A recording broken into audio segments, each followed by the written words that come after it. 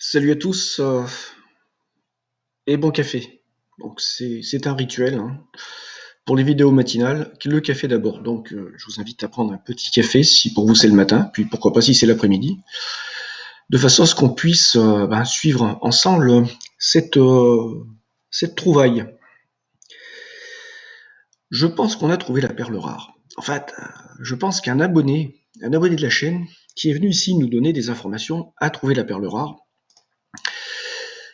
Concernant les dispositifs, un dispositif qui va nous permettre de gérer à la fois la production, le délestage et le pilotage de nos installations, de nos éléments d'installation, ceux qu'on veut consommer, piloter, pardon. Par exemple, ballon d'eau chaude, par exemple, pompe à chaleur pour piscine, par exemple, pompe de circulation pour piscine, voire autre. Hein, voilà, en fait, j'ai lu attentivement la documentation technique, j'ai regardé le matériel pour ce qui existe et les périphériques qui existent pour ce matériel. Et je dois dire qu'en fait, si on a un peu d'imagination, hein, et ben, il y a moyen de faire quelque chose vraiment d'excellent avec ce matos qui est relativement bien pensé. Donc, effectivement, c'est déjà un matos qui va nous demander des efforts un peu en matière d'électrotechnique.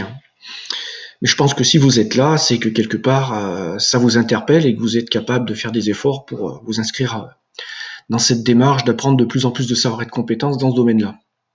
Alors, tout d'abord, on va revenir sur la vidéo que j'avais lancée suite à des contacts et des gens qui me demandaient est-ce qu'il existe des solutions pour gérer, on va dire de façon domotique, nos dispositifs en fonction de la puissance photovoltaïque disponible, de l'autoconsommation, enfin voilà, multicritères.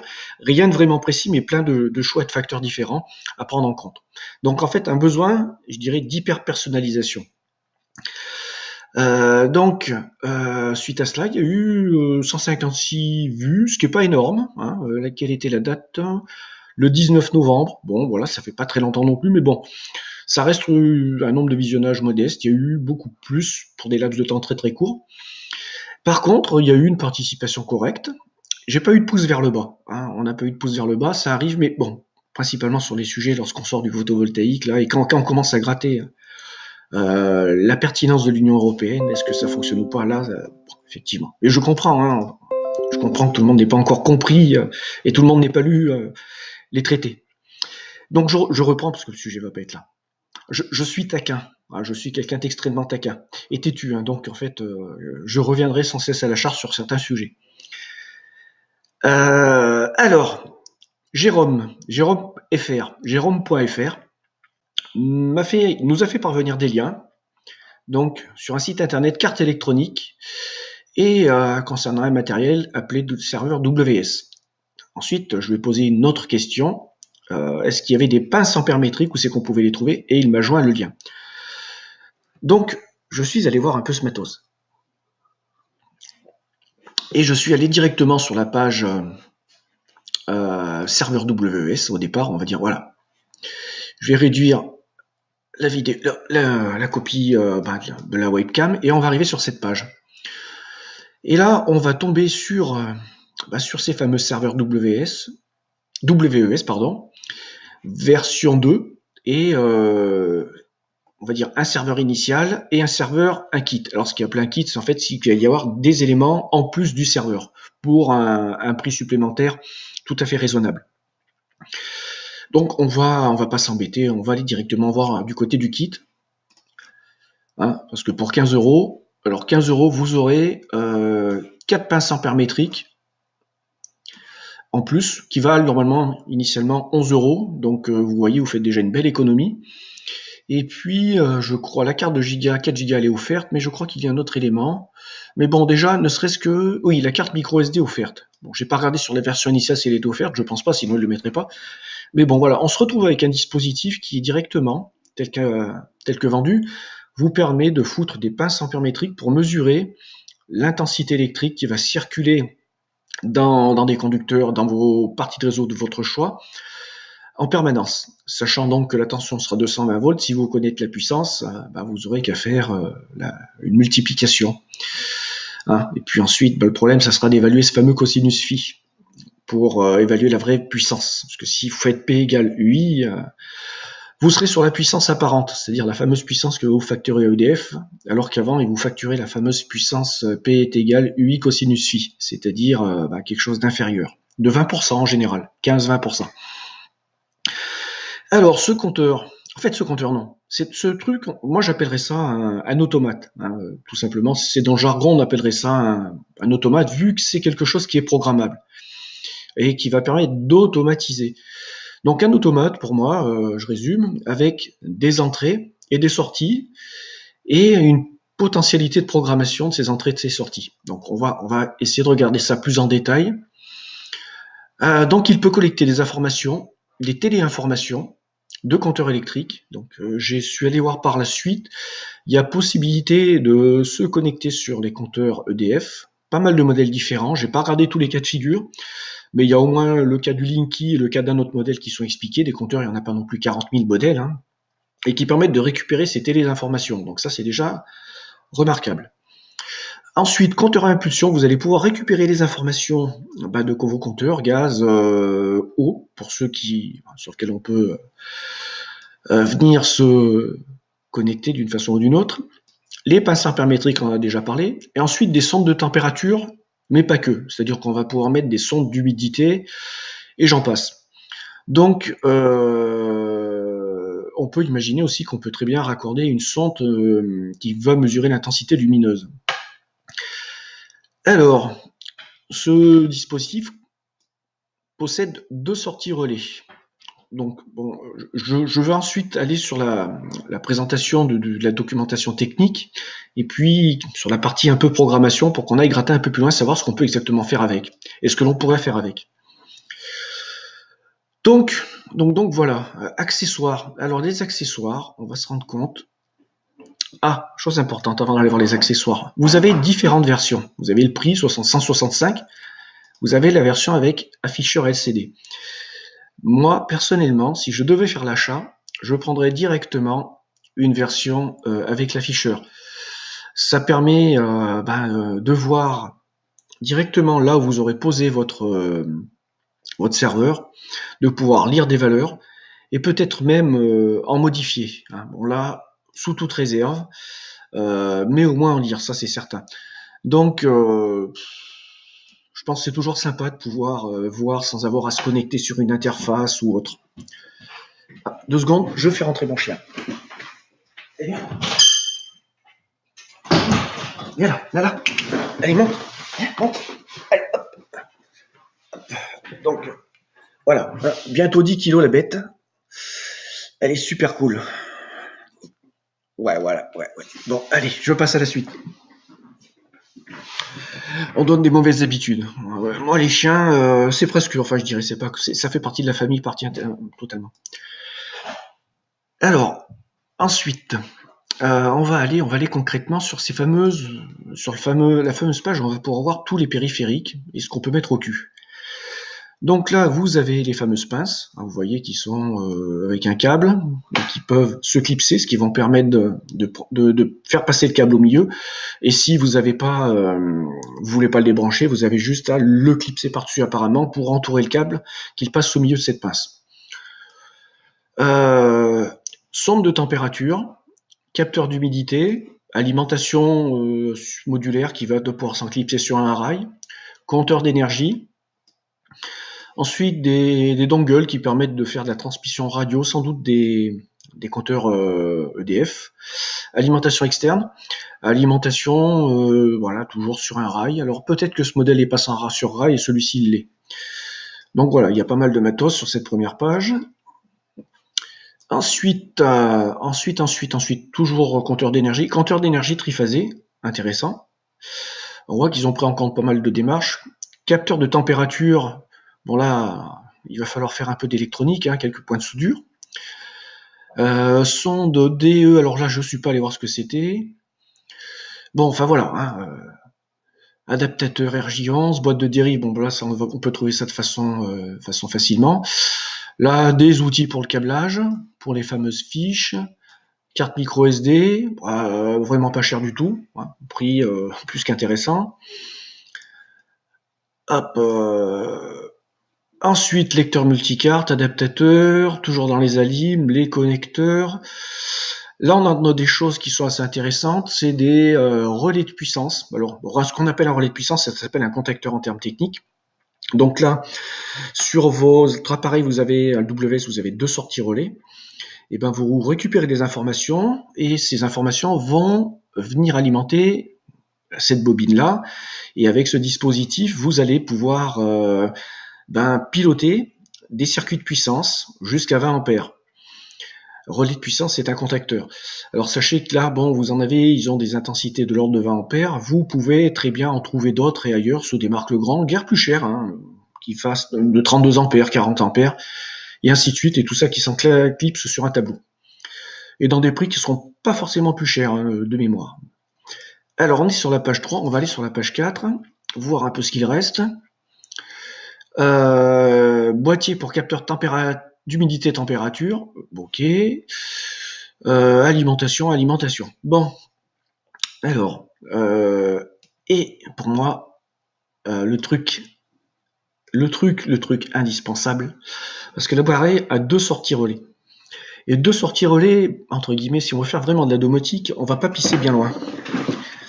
Donc il faut arriver à donner plus de souplesse et de puissance à ça pour pouvoir piloter peut-être plus, hein, plus d'appareils et avoir plus de capacité de potentiel de pilotage. Et là, vous avez donc le fameux boîtier relais supplémentaire qui va venir se connecter sur une prise de votre WES et qui va vous donner la possibilité d'avoir 8 relais supplémentaires. Sachant que on peut monter jusqu'à 8 relais, c'est-à-dire en rajoutant ces cartes de sortie à votre système. Donc, moi globalement, si je regarde le prix du matos, hein, du serveur, vu ce qu'il sait faire, on n'a pas encore tout vu, mais vu ce qu'il sait faire, vu le prix des composants, pince ampère métrique, vu le prix de la carte relais supplémentaire, on est sur un dispositif qui est très souple, qui a beaucoup de puissance, qui est qu'on peut adapter à ses besoins, alors qui représente un prix, vu ce qu'il sait faire, puisque je suis allé voir ce qu'il savait faire un peu dans les docs, c'est super intéressant. On continue. Maintenant on va passer un peu sur la documentation technique, voir si on peut avoir des informations supplémentaires. Donc là, sachant que vous avez l'alimentation, la prise Ethernet, donc important, on peut envoyer ces choses-là et on peut consulter ça par Internet. Excellent. Donc ici, vous avez la petite carte, micro SD qui va vous permettre de pouvoir stocker et archiver les données qui vont être enregistrées, puisque c'est du stockage et de l'archivage. Vous avez ici les entrées pour les fameuses 4 pinces ampère métriques. EXT, je vais pas regarder spécifiquement ce que c'était, donc je vais pas en parler pour pas dire de conneries. Là, vous avez les 2 sorties relais qui sont configurables, et c'est là où on est un peu dans l'inconnu quand même. Là, les capteurs d'impulsion, d'autres capteurs, et puis ici, le port où vous allez par exemple pouvoir connecter le fameux boîtier sortie relais, 8 relais, enfin 8 sorties supplémentaires, et donc 8 relais supplémentaires. Et sans doute, avec ce réseau, pouvoir bâtir un réseau, à voir après. Il faut regarder dans le détail sur comment raccorder ensemble tout ce système pour en faire un seul et même et unique système. Ensuite, les fameuses téléinfos qui vont être prises sur les compteurs électriques, qui vont pouvoir être lues par la suite sur l'appareil. Donc vous voyez, c'est un truc qui est bien pensé. Je ne sais pas je ne sais pas si on a une vision arrière, savoir comment elle se fixe sur un tableau, si c'est sur un RIDE-IN, j'ai pas l'info, mais bon, en tout cas déjà un truc super intéressant. Donc là vous avez une symbolique qui vous montre ce que je vous ai décrit, et puis les caractéristiques. On continue. Pile lithium 3 volts, donc intéressant savoir. Donc ça veut dire que ça ne perd pas les informations. Tant que la pile est bonne, vous perdez pas d'infos, vous perdez pas de programmation. Et si le jus est coupé ici, pour une raison ou pour une autre, l'appareil ne va peut-être plus fonctionner en mode supervision lui-même et pilotage, mais vous allez conserver vos informations et le paramétrage. L'alimentation, bon, c'est assez souple, hein, c'est une plage de tension. Donc là, alors on arrive sur la partie téléinfo ancien compteur. Voilà, donc explication du câblage sur le Linky, pour ceux qui sont victimes de cet appareil, qui n'a pas que des inconvénients, puisque il a un avantage, et pour moi c'est là où il aurait fallu qu'il travaille beaucoup plus, c'est sur cette partie, on va dire, autoconsommation, autoproduction. Alors, on continue. Alors, voir notre blog pour les notices des différents compteurs ERDF assorti téléinformation client. Voilà, donc je ne suis pas allé dessus. Je pense qu'il faudrait jeter un œil. Peut-être que vous l'avez fait. Donc au cas où, vous, voilà, en commentaire, vous ajoutez votre petite patte. Compteur d'impulsion, voilà, donc entrée capteur et entrée analogique. Alors c'est intéressant que ça soit entrée capteur et entrée analogique, puisqu'entrée analogique, on voit qu'on peut lire 4 tensions de 0,3,3 volts. Alors ça, c'est vraiment un truc qui est excellent, puisqu'en fonction de votre capacité de bidouillage, vous allez être capable de développer vos propres capteurs ou d'en trouver dans le commerce qui vont délivrer des tensions de 0 à 3,3 volts, c'est-à-dire des capteurs analogiques qui peuvent être de toutes sortes. Hein. Par exemple, lorsque j'avais fait mon installation autonome sur mon installation solaire qui permettait de lire des puissances et de piloter un relais, des relais avec des conditions, en fait, j'avais créé un WS. Quoi. Voilà, j'avais fait. Bon, j'avais fait mon propre WS. C'est exactement ça en plus, si j'y pense. Vous trouvez des capteurs ou vous programmez ça, ou enfin vous câblez ça, vous définissez vos composants pour délivrer une tension qui ne dépassera pas ce seuil-là. Et vous pourrez monter l'image de cette tension dans l'appareil, la mesurer et peut-être même la récupérer pour piloter vos relais, ce qui vous intéresse. Donc à vous de voir ce que vous avez besoin, parce qu'avec en 0,3 volts, on peut tout transformer. C'est l'avantage de l'électronique, c'est qu'on peut récupérer n'importe quel signal pour le transformer, que ce soit un signal digital ou numérique, pour le convertir en une tension derrière. Il y a beaucoup de littérature sur Internet qui vont vous permettre de savoir. Hein. Il suffit que vous sachiez ce que vous vouliez, vous tapez les bons mots-clés, vous allez trouver de la documentation et des idées des gens qui ont des développements par des personnes, des particuliers, voire même du matos, et pas forcément cher. Par exemple, allez voir du côté d'Arduino, le matos existe pour un prix, mais dérisoire. Sachez une chose aussi, si vous ne trouvez pas du matos en français, vous passez par Google Translate, vous tapez les mots-clés que vous avez choisis pour le français et vous regardez en anglais et en espagnol. Et là, vous allez avoir un tour d'horizon du monde entier. Et à l'inverse, une fois que vous tombez sur les documents, vous les liens, vous les passez à Google Translate qui fera une partie du boulot. Sachez que là, on a beaucoup d'informations lorsqu'on a cette capacité à aller voir sur les sites étrangers dès qu'on est sur de la technologie, mais pas que. Alors, voilà, bon, sonde de température, ainsi de suite, ainsi de suite. Alors, bon, on voit les raccordements. Serveur WS. Bon, je vais passer assez vite là-dessus. Sinon, intéressant, voilà. On voit les sorties relais. Donc là, apparemment, ce que vous voyez là, en gris, ça serait les relais à l'intérieur du boîtier. Et là, vous avez les sorties. Donc là, vous voyez que vous alimentez par le milieu. En fait, c'est des contacts secs qui vous sont renvoyés. À vous de les gérer comme vous voulez, c'est-à-dire de leur renvoyer une phase. D'ailleurs, très marrant. Très marrant. Ils ont fait une erreur de câblage. Sur les deux dessins, le commun, il est au milieu. C'est toujours comme ça. Hein. Donc le commun, ce fil là, ne devrait pas être branché sur cette bande-là. Il devrait être au milieu. Et si vous voulez allumer votre ampoule, et récupérer cette info-là, ou là, en fonction si vous voulez avoir un contact ouverture ou un contact fermeture. Donc là, il y a une petite erreur dans la doc. Bon, allez, il suffit de s'en rendre compte pour le signaler. J'aurais pu passer 10 fois à côté de ça sans le voir. Hein. Je le vois parce que on a regardé puis on en a parlé. Sinon, je l'aurais pas vu. Bon, descriptif, on a vu ça. Allez, on va aller maintenant sur la partie, on va dire, supervision de l'appareil. On va pas rentrer dans tout le détail, parce qu'on est là pour survoler. Donc, il nous récapitule tout un tas de choses. On n'apprend pas grand-chose. Là, intéressant, vous voyez, là, ils n'ont pas fait l'erreur de câblage. Ok.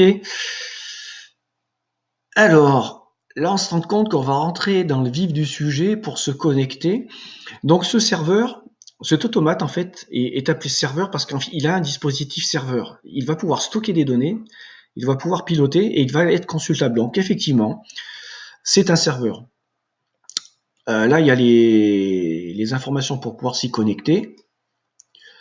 Donc, attribution d'adresse IP dynamique par défaut, mais sans doute qu'on peut le faire par la suite, lui attribuer une adresse IP fixe, ce que je conseille d'ailleurs. Et le paramétrage.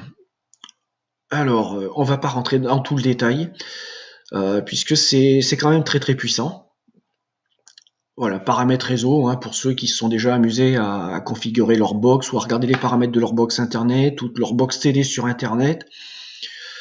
C'est des choses qui doivent vous parler, hein, si vous avez changé vos mots de passe, rajouté du matériel Wi-Fi ou autre, hein, en rentrant les fameuses adresses MAC. Voilà, ça doit vous parler. Alors, gestion des mots de passe, c'est important pour la sécurité. Alors, serveur FTP, connexion HTTP, serveur FTP. Donc ça, c'est intéressant aussi pour ceux qui sont les rois de la bidouille. Les rois de l'informatique, vous avez la capacité d'aller chercher et mettre, forcément, je vois pas pourquoi on pourrait pas y mettre, des fichiers. Donc des fichiers qui seront ceux générés, qui seront certainement et très probablement sur la fameuse carte SD que l'on va y mettre dedans pour enregistrer les données. Téléinformation, donc là on est sur la partie gestion des informations qui arrivent pour les compteurs. Alors sachez une chose aussi également, que vous pouvez acheter dans le commerce des compteurs électriques qui seraient des compteurs équivalents à ceux fournis par EDF. Donc éventuellement, ça peut peut-être vous rendre service. C'est un truc à réfléchir. Alors, moi je vais aller directement sur la partie qui m'intéresse, parce que ce qui m'intéresse, c'est cette partie relais. Comment on programme ces relais. Mais pas que les relais. Donc il y a la partie supervision de données, affichage, ainsi de suite. On va passer à tout ça, puisque là en fait on survole et je vous laisserai le plaisir d'aller regarder en détail par rapport à les idées qui vous trottent dans la tête et vos besoins. Pince ampère-métrique, donc voilà, je m'arrête dessus quand même pour que vous puissiez voir la partie qui vous concerne. Calibration des pinces, effectivement, hein, des pinces ça se calibre. C'est ce qu'on appelle faire le 0 et le 100% en automatisme et en régulation. Comptage impulsion. Allez, on va peut-être trouver cette fameuse page relais. Voilà, donc là, vous voyez, erreur de schéma corrigé. Et là, on va arriver sur la configuration de ces sorties. Donc, sachez que c'est des sorties qui vont vous permettre de faire de la gestion et de la coupure sur des puissances inférieures à 10 ampères. Moi, je vous conseille très fortement d'utiliser ces contacts 7 pour piloter des contacteurs de puissance et ne pas les utiliser directement pour piloter vos récepteurs. Voilà. Tout ça simplement parce qu'en fait, si jamais il y a une usure prématurée, parce que vous serez un peu haut en sollicitation et en pouvoir de coupure, vos contacts vont vite passer de l'autre côté de ce monde. Et il vous faudra retrouver un relais identique et faire de la soudure pour le changer à l'intérieur. Alors que si vous l'utilisez comme pilotage d'un contacteur lui-même qui lui fera le boulot pour votre place, si vous devez le changer, ça sera le contacteur lui-même qui sera HS. Et croyez-moi, si vous achetez du matos, c'est du matos dans le commerce et qu'il est bien calibré, du matos de marque, vous en avez pour 20 ans. Donc voilà, comme ça vous aurez de quoi tenir pas mal de temps sans avoir à faire d'investissement. Donc on va aller, parce que moi ce qui m'interpellait, c'est ces fameux relais, c'est la programmation. Il y a une question que j'ai pas la réponse. C'est est-ce que, donc on voit ici, en fait, qu'on va créer une espèce d'équation, de comparaison, de niveau de seuil, de suite à partir d'une source, d'une indication, pour faire commuter la sortie relais. Donc là, c'est la partie configuration. Ça ressemble un peu à une espèce de mise en forme conditionnelle comme sur Excel, hein, pour faire courte. Et là, au lieu que cette mise en forme conditionnelle d'Excel, ça soit pour changer la couleur d'une cellule, par exemple, bah, ça va être pour piloter la sortie relais. Voilà, je vous donne ces explications si vous êtes plutôt Excel plutôt que technicien dans l'électrotechnique. Là, peut-être, parce que beaucoup de gens font de l'Excel et pas forcément d'électrotechnique. Alors la question que je me posais, c'est savoir si on peut, mais je ne pense pas, si on peut mettre plusieurs conditions qu'on va mettre en dessous qui vont nous permettre de piloter cette sortie relais, c'est-à-dire une combinaison de conditions. Je pense pas qu'on puisse le faire. Maintenant, si vous avez la réponse catégorique dans un sens ou dans l'autre, eh ben merci de la donner.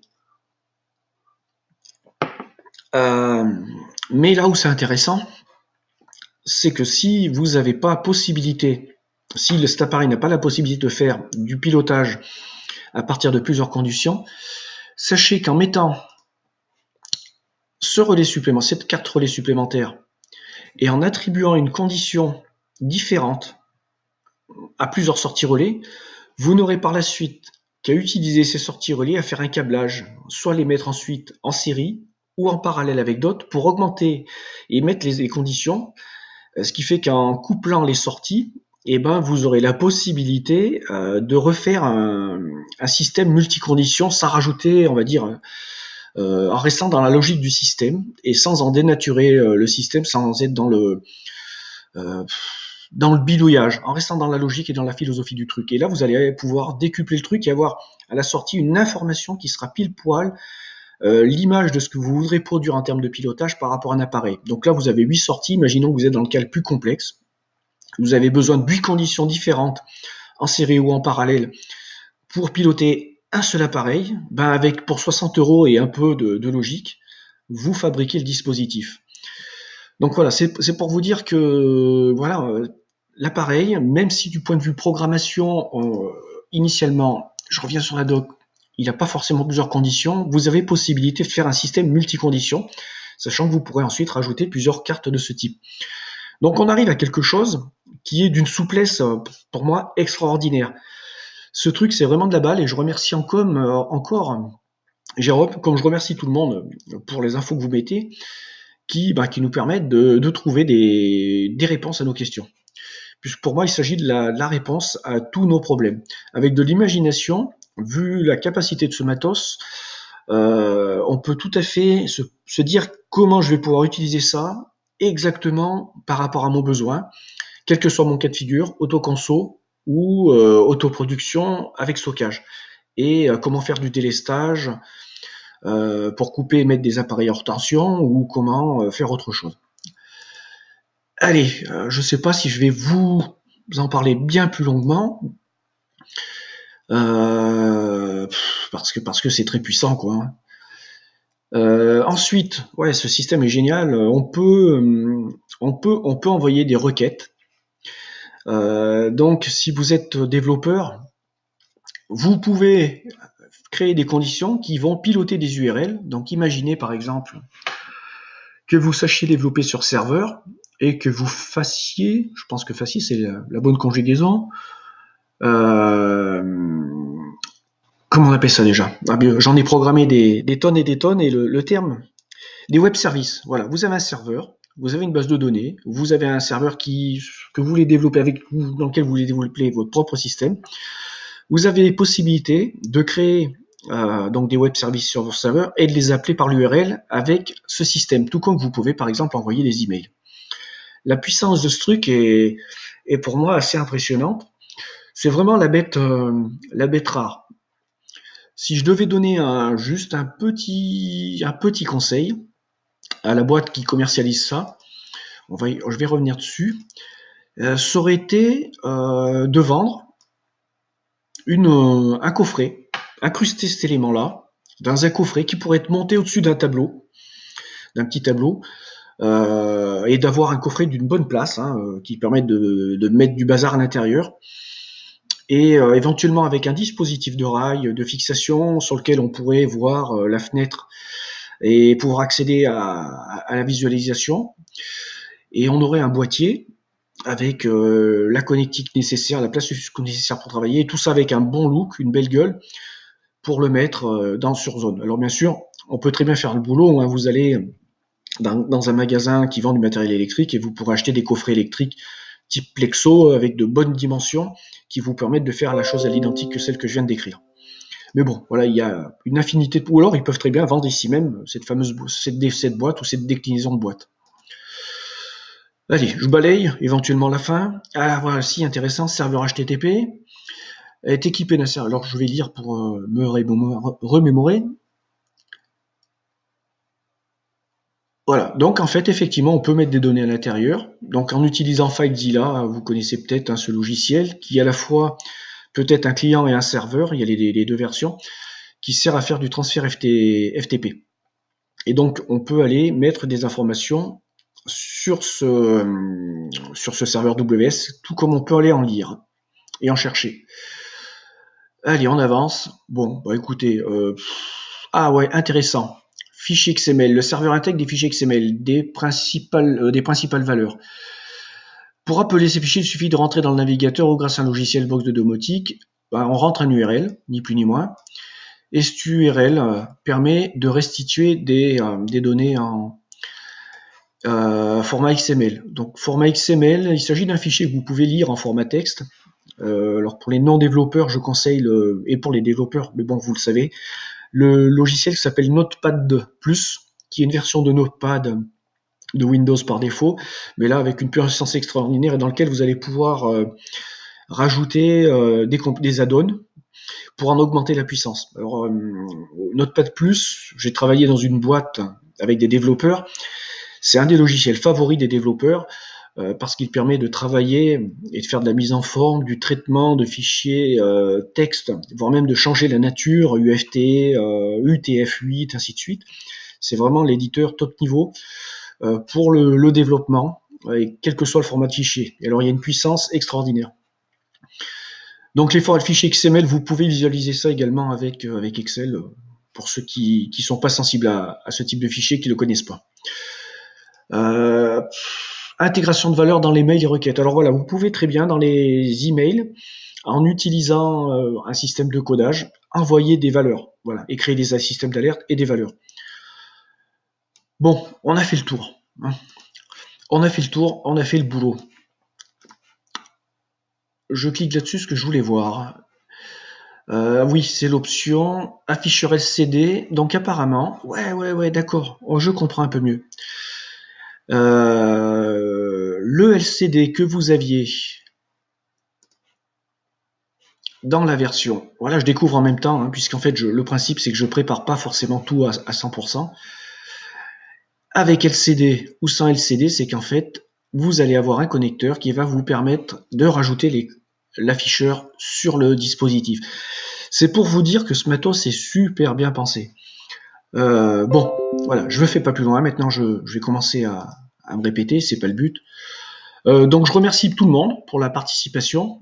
On va tous se remercier. On va se la faire un peu en mode secte ou corporate. Hein.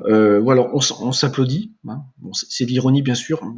C'est des pratiques. Moi, je suis pas forcément fan. Je dirais même, ça me fait plutôt peur quand je vois les gens faire ça. Sur ce, je vous laisse. Je vous remercie à tous. Et puis, maintenant, on va mettre ça en ligne. Et puis j'attends vos retours, vos idées. Si vous avez déjà utilisé ce matos, je vous invite à me faire passer les schémas électriques, ce que vous avez développé, les copies d'écran, votre philosophie, pour donner des idées aux autres, pour montrer la puissance. Si vous avez des idées pareilles, faites passer. Je ferai une vidéo de la même façon. Je rajouterai des liens pour commenter et pour montrer un peu à ceux qui manquent un peu d'imagination ou de compétences, tout simplement. Parce qu'on peut avoir les compétences, c'est aussi manquer d'imagination. Moi, tout de suite, si je prends cet appareil-là et je me dis, tiens, je veux faire ça, il va falloir que je me pose et que je réfléchisse un peu. Ça va pas venir comme ça. Il va vraiment falloir que je me pose et que je réfléchisse pour mettre en place ce système, savoir ce que je vais raccorder au cul et comment je vais exploiter les données. Allez, peut-être à plus, sait-on jamais dans la journée s'il y a des demandes particulières.